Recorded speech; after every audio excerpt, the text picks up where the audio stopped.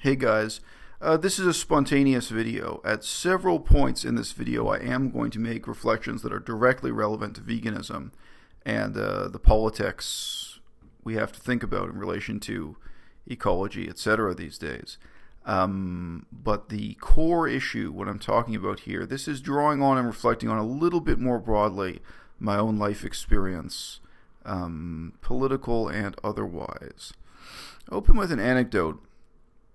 I had a boss when I was working in Thailand, and he was born and raised in Germany.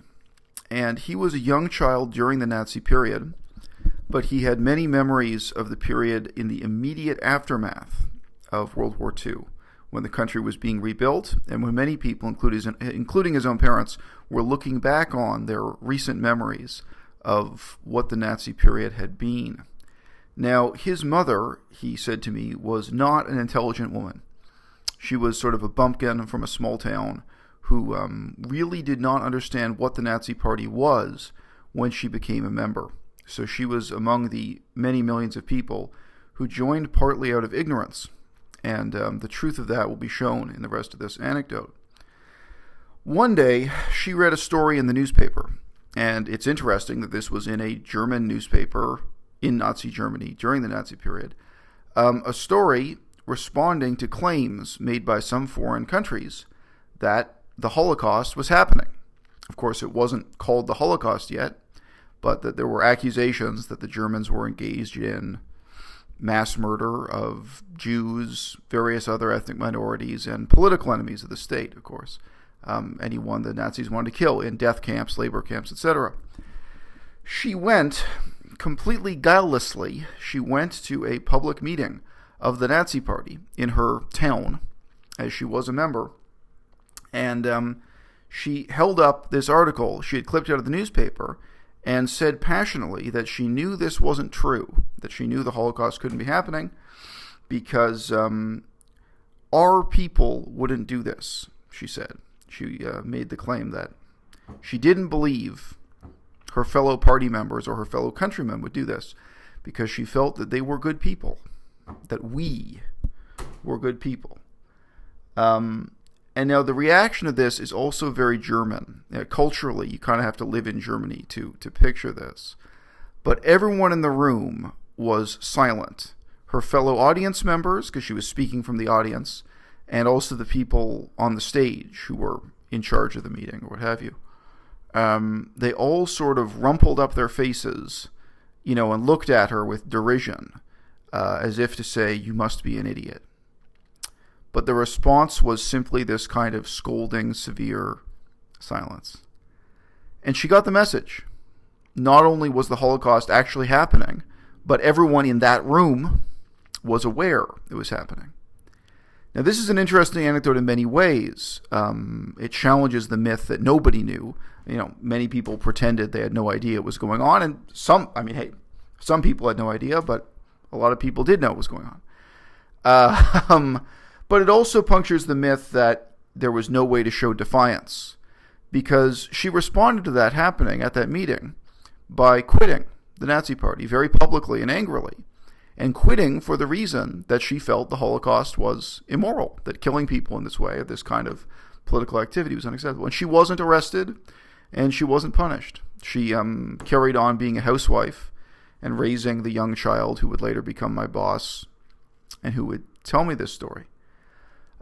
This delusion, our people, good people, who are the good people, and the notion that good people don't do bad things, and that therefore what you're telling me must be wrong, or what I read in the newspaper what must be wrong, or maybe that's happening in another country but it's not happening here.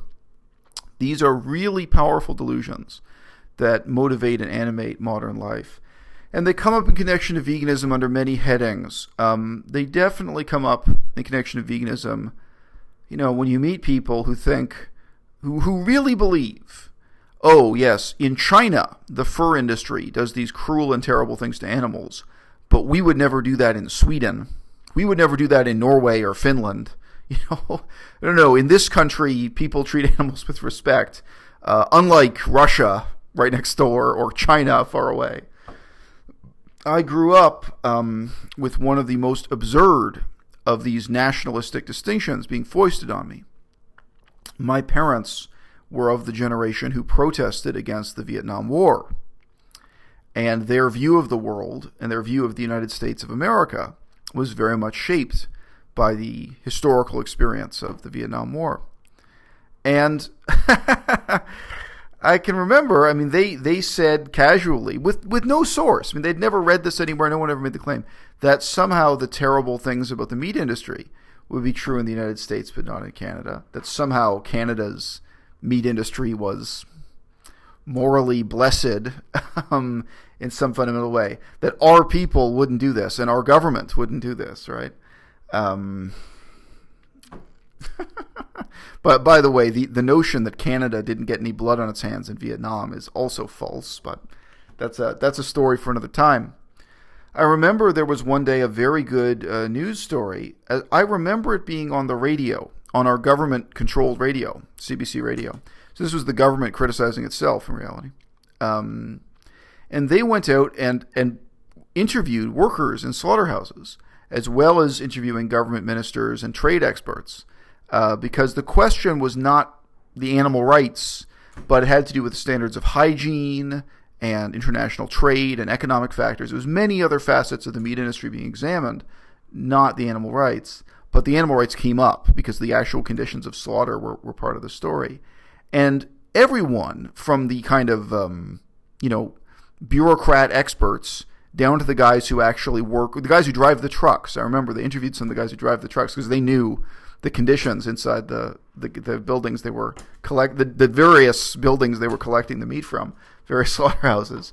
Everyone at every level confirmed that the conditions in Canada were much worse than the United States at that time. That in the United States there were some standards being enforced for everything from hygiene to, the rapidness with which animals were killed or what have you, and that in Canada the situation was much worse. Now these things can change a lot within 10 years. They can change even more in 20 years.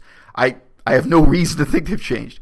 But for me as a kid, what made the biggest impression was that when I reported this to my mother, I said, what you've been telling me is not true. And, what people say in general is not true. Our slaughterhouse conditions, our meat packing conditions in Canada are not better than the United States. They're actually much worse. And my mother responded with absolute denial. And again, it's this notion, the same notion I just quoted from the history of Germany. Our people wouldn't do this. Our nation wouldn't do this. Wanting to believe that our people are good people and that good people don't do bad things. This came up in the long interview I did with Zaria. Very briefly, I mentioned the problem of nationalism. It's come up in a couple of my videos. In the books, A Song of Ice and Fire, this is a fictional book series that's now a famous TV show called Game of Thrones. There's a dialogue at one point where someone reflects, I'm paraphrasing probably, but it points out something. This isn't presented as terrifying, but it's just presented as an aspect of human nature that is terrifying. It comments on the type of men engaged in atrocities during war, during the wars that are happening in these books. And so, these are the type of guys, these guys in this unit of the army. Once every couple of years, there will be a war, and they'll rape and pillage and torture and burn down villages and, fight knife to knife, blade to blade. And then the war will end, and they'll go home and wash their hands and take care of their wives and children and work in a mill or on a farm and become completely normal and indistinguishable from the rest of the population. Now, those books, the reason why they're interesting to me is exactly this type of very ashen reflection on human nature, war, politics, and morality, which is a small percentage of the text. They're very, very long books, but you get those moments every so often that really resonate with me. I think resonate with other people who have a sort of political science background. The horrors of war are made more profound by the fact that the people who commit those atrocities are mostly not different from you and I. They mostly are normal people. Or to put it another way, if they're given the opportunity to be normal people, they will be, even if they're abnormal, even if they're somewhat terrible people. Now, one of the most extreme examples I knew of that, the publisher, I used to work in the publishing industry. I was an editor of nonfiction books, academic books, nonfiction history, politics stuff. My publisher that employed me in Thailand, they had a first-person account from one of the torture houses in Cambodia under communism. This is one of the buildings where people were arrested, tortured, and of course executed, interrogated, and so on. But basically, everyone was killed. Nobody was ever released as innocent. I don't think there were any exceptions. But anyway, this was a book written. It was based on interviews with a guy who had survived within this facility. Now, after the war was over, this is a famous facility, famous death camp, where people were executed in huge numbers. The guy who wrote this book, he became an employee of the death camp when it was turned into a museum. It was turned into a memorial to record this history and to provide a place of mourning for people to go to. And there weren't that many people carrying out the executions. There was one guy who was the main torturer and executor on the, other people killed people in smaller numbers. But there was one guy who really did the bulk of the killing. And there were no trials. There was no justice. At the end of the war, people just stopped fighting. And this guy, the main executor, the main torturer, who had been terror and suffering and death to so many people, he came to visit the museum as a normal guy. And the main executive, the guy who was in charge and gave the orders, he did eventually, decades later, go on trial. But so many decades had passed between the atrocities and the trial that he was able to indicate that as soon as the war was over, he went back to living like a normal guy. He actually did some charity work too. But, the notion, two things. First, there's the notion of our people. Then there's the notion of good people. And then the third step is the delusion that good people don't do bad things. And on the contrary, good people do bad things. And bad people do good things. And life is full of those kinds of contradictions. And, of course, if you have the detachment, or if you have the nihilism, you can take the next step of saying there really is no distinction between our people and other people. There are just people. Now, I am not saying this because I don't believe in personal accountability.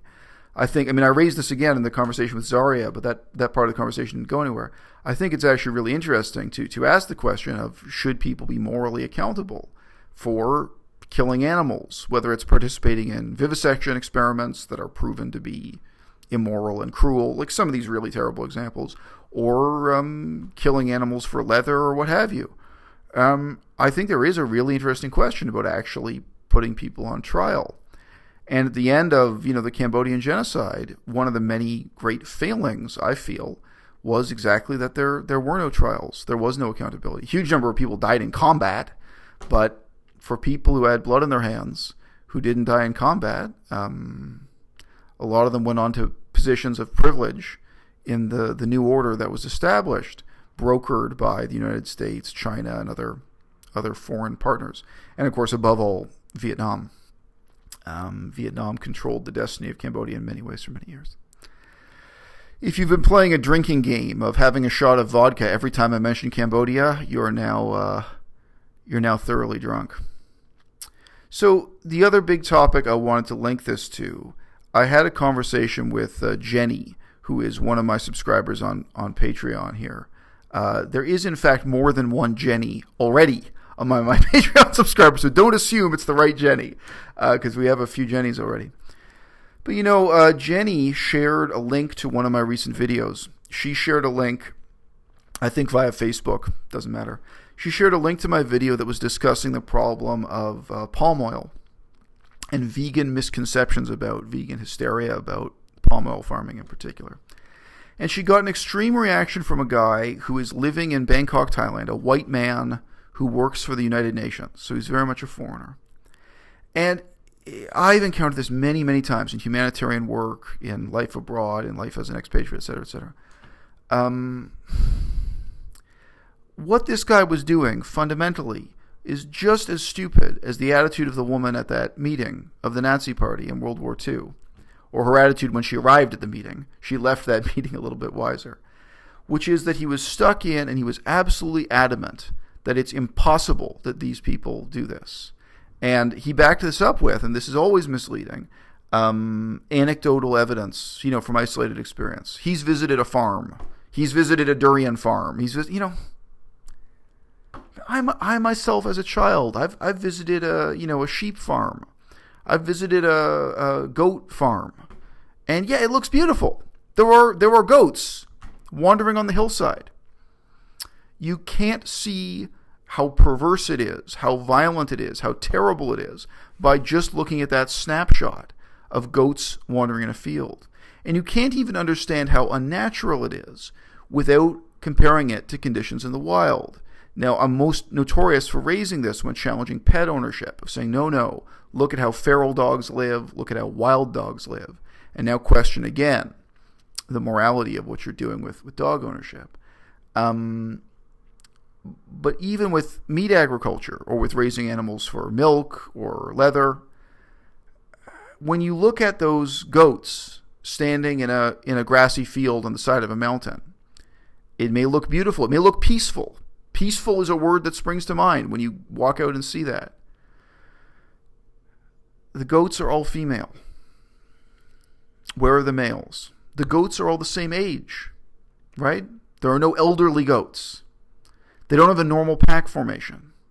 Have you ever seen how goats really live in the wild, where there are old and young and male and female, and the males compete for dominance, and they have predators, etc., etc.? Actually what you're looking at, just by the absence of the males already, is profoundly distorted. And as with chickens and everything else, there are these questions of killing all the males, or castrating the males and raising them for meat, or what have you. But there are these various ways in which human beings have already shaped the whole scenario, even if you're just looking at that snapshot. And the step beyond that, as I've already said in one video, is of not looking at the snapshot, not looking at one moment in time, but at looking at the whole life cycle, of saying, okay, this is a moment in a cycle that includes slaughter, but of course it also includes breeding, and it includes feeding, and it includes the question of where does that food come from. Now I know I'm talking to people who already know this stuff, but I'm drawing attention to the fact that there's a different type of thinking involved for a vegan seeing the world in those terms, of refusing to buy into the peaceful snapshot, a snapshot of nature or of a national industry. I mean, for some countries, that vision, the goats on the hill, is a source of national pride. Definitely for Spain, in the Pyrenees, Los Piranos, and for Switzerland, for many countries, the mountainside agriculture, probably northern Italy too. That's actually a source of pride. They see that as beautiful. They see that as part of their national glory or heritage or what have you. And understandably, if it's just a snapshot, if it's just a postcard, it looks beautiful. But I think veganism in principle is in part a refusal to buy the postcard, an insistence in moving beyond the postcard. But nationalism itself is a distraction. The notion these are our people, these are good people don't do bad things. And it's sickening to me, but this guy in Bangkok, whom Jenny was talking to, just as a foreign expert, I mean, he had obviously bought in so deeply to this mind fuck, for lack of a better word, pardon my coarse language, that he didn't want to accept. He, sort of violently refused to accept the very obvious, the self-evidently true things that I say about what goes on a durian farm and on many other types of fruit farms. I'll just mention now, in Southeast Asia, you may read things referring to that they have to kill like squirrels with a rifle. The animals involved, squirrel is not quite accurate. There are animals there that are sometimes called raccoons, that are not raccoons. There are animals called civet cats. There are a lot of things besides. I mentioned monkeys and pigs. there are all kinds of animals that come to eat fruit on a fruit farm, and that indeed there's a man with a rifle to kill those animals. And of course, there are other methods of putting up nets and putting out poison. There are all kinds of ways that people are killing animals every day. And again, I wish I could say I don't understand how people convince themselves this can't possibly be true, even though it's so logical, it's so obvious, it's self-evident. But I know exactly how they convince themselves. On the one hand, it's these factors I've described. It's kind of phony nationalism. And on the other hand, it's having been there. It's having seen the postcard. Of course, you can visit a farm. You can visit a fruit farm for 5 minutes and say, oh, it's beautiful, and leave. But just as I was describing, moving beyond the postcard with understanding, whether it's cattle or goats, the goats on the side of the mountain, there's also moving beyond the static image, the postcard image of the fruit hanging on the tree, to seeing a whole cycle, which includes the use of pesticides and everything else. Now, some vegans don't want to do that because some vegans want to believe fruit agriculture is perfectly moral or grain agriculture is perfectly moral, whereas meat agriculture is totally evil. I got one email from someone who claimed to have a degree in the sciences of some kind and said they didn't believe grain farming killed anything. It was, I don't know where you got your diploma.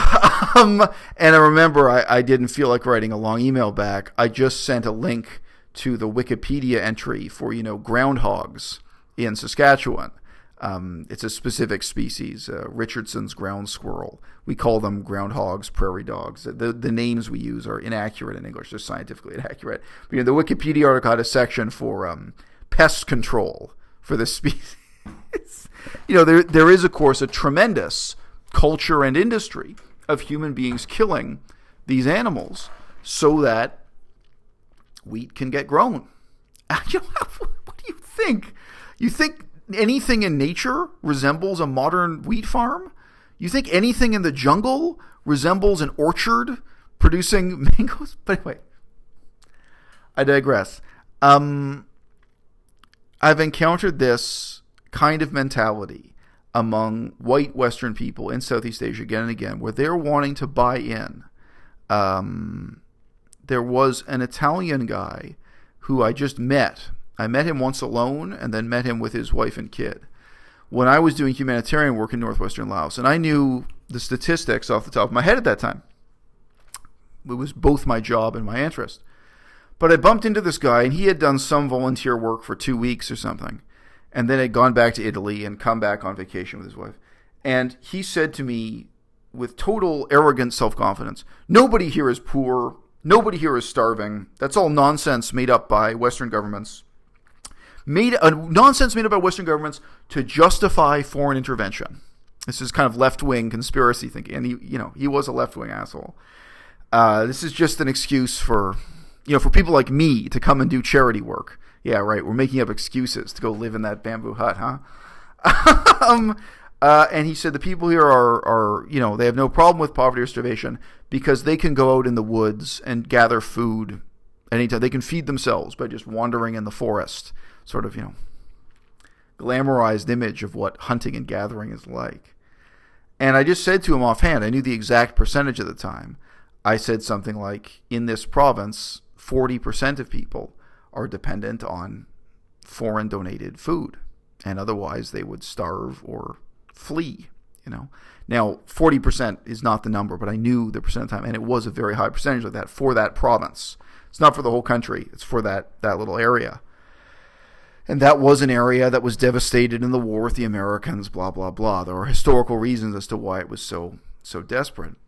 And again, in reality, if they weren't getting that food donated to them, they wouldn't starve. They would migrate. They would just go somewhere else where they could find a job and find food, which I'm not saying is a good thing. I'm just saying that's the reality. They wouldn't sit in one place and starve to death.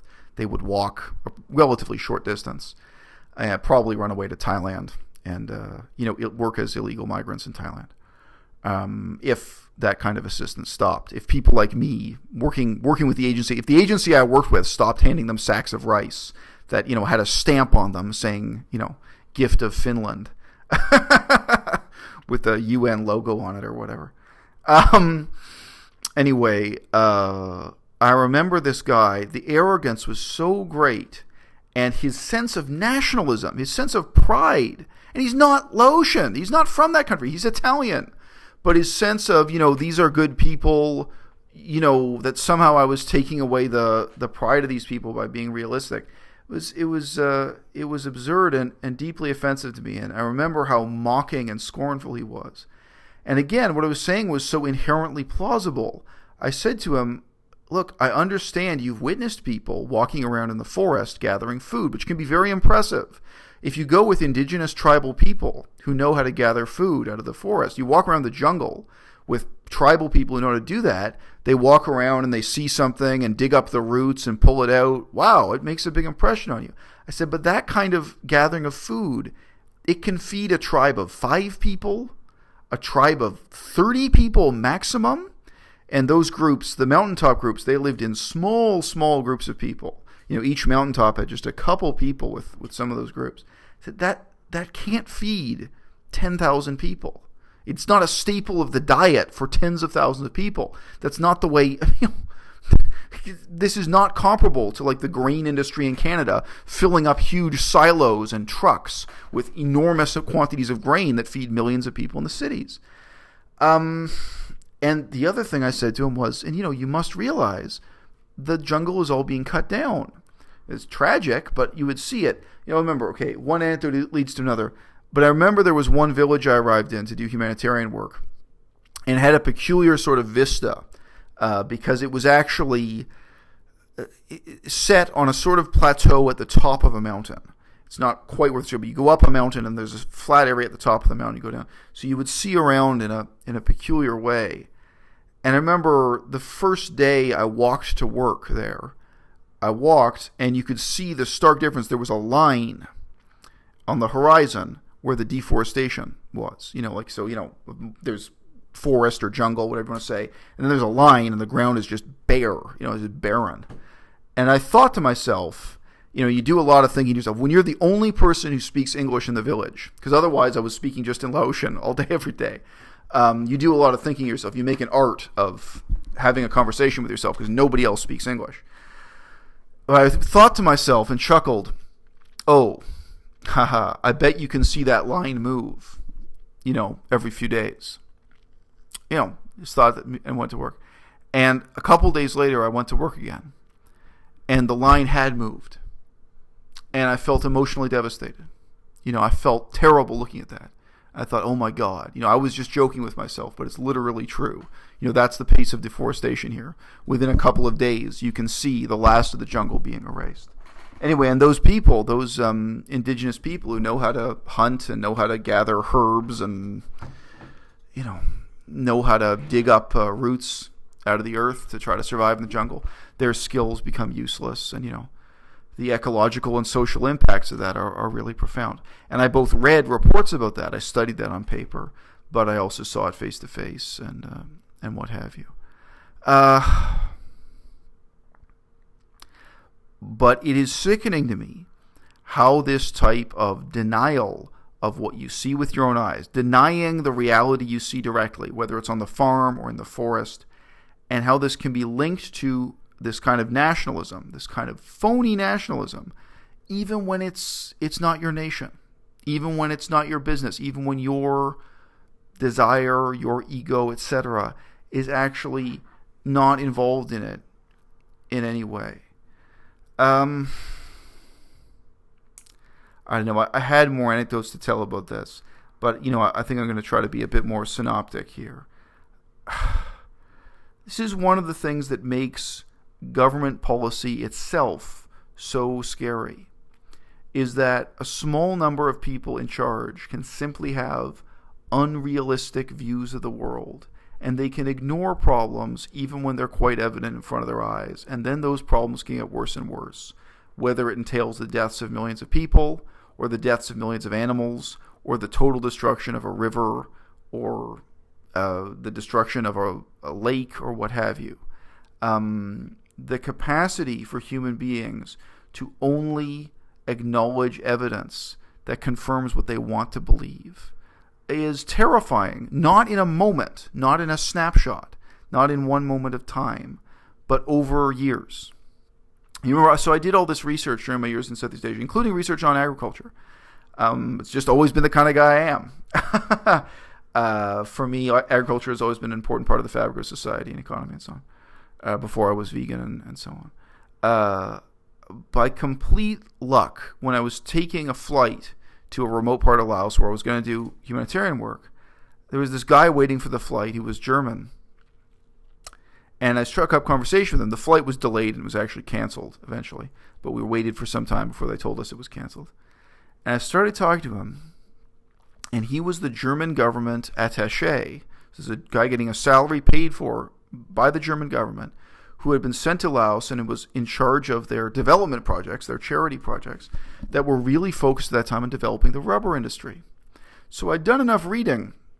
I really did understand the economics of rubber production and what was going on in the industry at that point up to a certain level. So I started asking him some very intelligent and specific questions about what was going on with the project and the remaking of the country, because the country was being transformed by planting rubber crops and so on. Now, he said a number of things to me that were kind of factually false and absurd. And this guy, he's not part of the communist government. He's also not elected. He's not. His nationalism is attached to Germany, not Laos. But I remember, so we talk, and there are these various problems, ecological and ethical and economic. But one of the most dismissive things he said was, I just pointed out to him, I said, look, what I don't understand about these plans and projections, anytime you look at a chart historically of the value of rubber, it goes up, but it also goes down. I don't understand why this project, which is, destroying the forest and changing millions of people's lives, I don't know why it assumes rubber will always be so valuable. Why, rubber will never decline in price. Historically, every so often, the price of rubber comes crashing down. And I also said technologically, I knew some other details. There are more and more substitutes. There are more and more things being made out of special plastics that don't require organic rubber, that don't require rubber from a natural tree. And he laughed. He laughed in a totally self-confident way. And he just said, ha, ha, ha, ha. China wants to buy so much rubber, the price will never go down. If somebody in the industry said that to you, like if an employee of Coca-Cola Corporation tells you that Coca-Cola is never going to go out of style, okay, you work for Coke, you're biased, I understand. If he were an employee of a rubber corporation, that'd be one thing. If you were a member of the Lao Communist Party, that'd be nothing. If you were a member of the local government. But this is supposed to be an independent charity worker and scholar representing the public interest and the plight of the poor and doing development projects to help, And it's so easy for him to ignore the disasters that are right in front of his face. Now, I had another experience. I won't tell the story because it'll go on too long. But I had an experience with one of my bosses in humanitarian work where he was literally ignoring a forest being cut down, where the forest hadn't just been cut down, it was burned black. There's a field of black ashes. And he was telling himself the forest was still there. I had another example, actually, of a wetlands being destroyed. And legally on paper, I won't mention, one of the big international NGOs, they were pretending the wetlands were still there. And they were receiving money, millions of dollars from Europe, millions of euros, I should say, from Europe, to do these projects for this wetlands. The wetland doesn't exist anymore. It was a Chinese housing development and a new stadium that were built on those wetlands. They were getting paid money to preserve the wetlands. The wetlands were gone.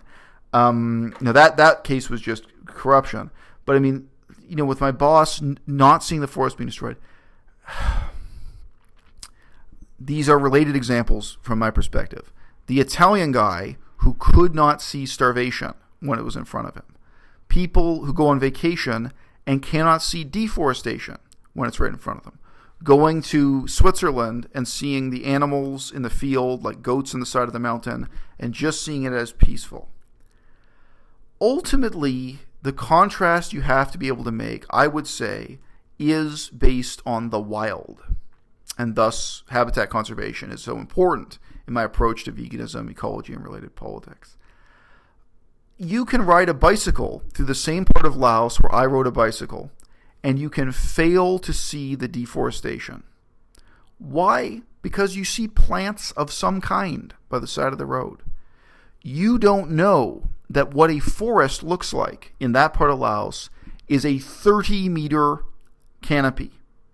All right? When you're talking about habitat that can support elephants, you're not talking about trees that are only 1 meter higher than the elephant. Okay? You're talking about intact, old-growth, tropical rainforest. We have levels and levels of trees going up ultimately 30 meters. And where the trees, form a cave-like structure over your heads and block out the sun. There's this level of mist that's trapped under the leaves. There's like a little mini atmosphere. That's why people call it a rainforest and so on. All right? That's forest. All right? But all kinds of tourists go through Laos and Yunnan. And because of our trees of any kind, of our trees as thick as my arm that are 2 meters high, they think they're looking at a forest. Right? And they're not. They're looking at total ecological devastation in a valley that used to have tigers and elephants. I mean, tigers are apex predators. And then going down the list, used to have an amazing variety of other smaller animals that human beings don't tend to care as much about emotionally, right? You can't solve the problem without first being able to perceive the problem. And I think this is something that ecology has in common with questions of ethics.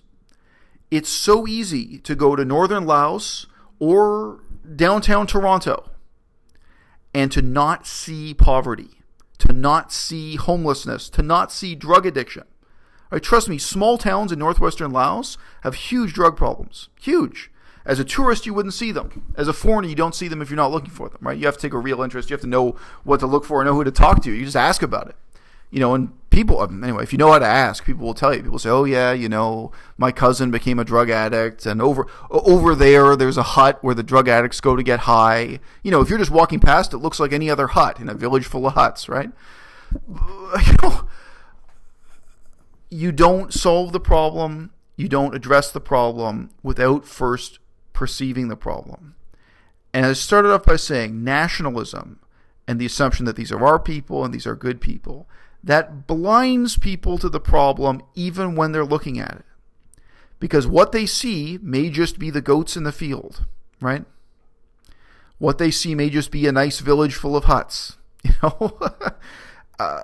what they see may be the grassy side of a mountain, and they don't realize that the grass may look green and beautiful, but actually that grass indicates devastation because they're not thinking about what kind of ecology, what kind of habitat was there before human beings cut it down and destroyed it, right?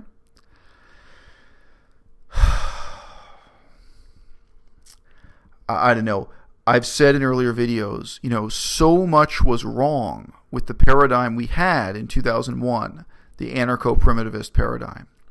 But one strength it had, one profound advantage it had over what we're doing with veganism and ecological politics today was that it included the contrast between civilization and the wild, the question of what wilderness is. Now, where I differ from them is that I do not think the wilderness is an ideal to be aspired to. I don't think we should aspire to be wild ourselves or to have a society that resembles nature, that nature is a standard for purity or goodness. I don't believe that. However, I do believe that the wilderness and intact habitat are in this sense a crucial criterion in analysis for understanding what's wrong, what's unsustainable, what must be problematized. What the problems are, we need to have solutions for here and now.